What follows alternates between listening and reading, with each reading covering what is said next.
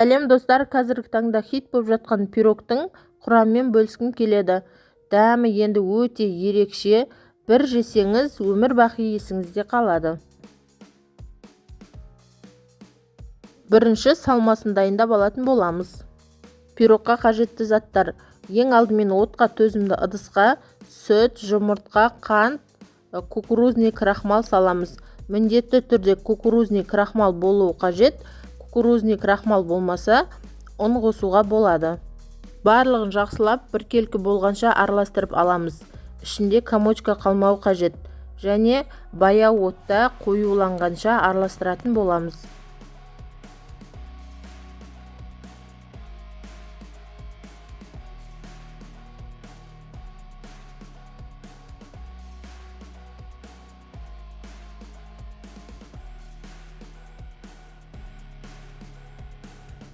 Міне осылай қоюлана бастайды.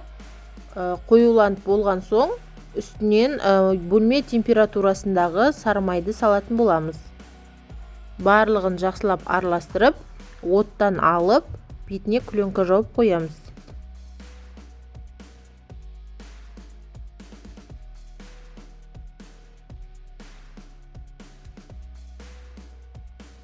Енді қамырын жасаймыз. Бөлме температурасындағы майды, қантты, жұмыртқаны, електен өткізілген ұнды және разрыхительді салып, барлығын жақсылап біркелкі болғанша қамыр илейміз.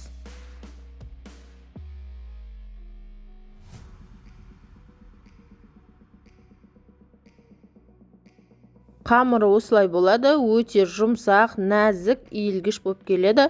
Сразу пайдалана берсек болады. Видеодағыдай осылай жайып шығамыз. Бір жері қалың, жұқа болып кетпеу қажет.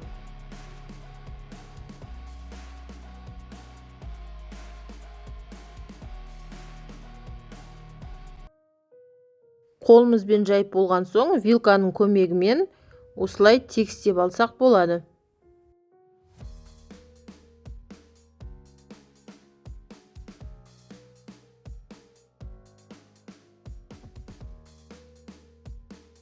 Дайындап қойған начинкамыз міндетті түрде салқын болуы қажет. Үстіне вареный сгущенканы салып, барлығы біркелкі болғанша араластырамыз. Біркелкі болған соң, тестаға салып, алдын ала қызып тұрған пешке 180 градуста 30 минутқа пісіріп аламыз.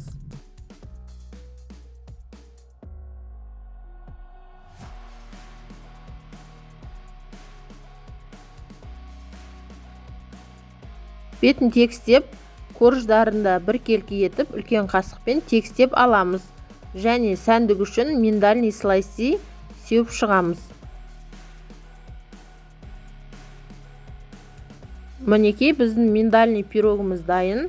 Дәмі ерекше, нәзік, өте дәмді, тура йогурттың дәміне ұқсайды. Міндетті түрде жасап көріңіз. Сізге ұнайтынына 100% сенімдімін. Ас болсын!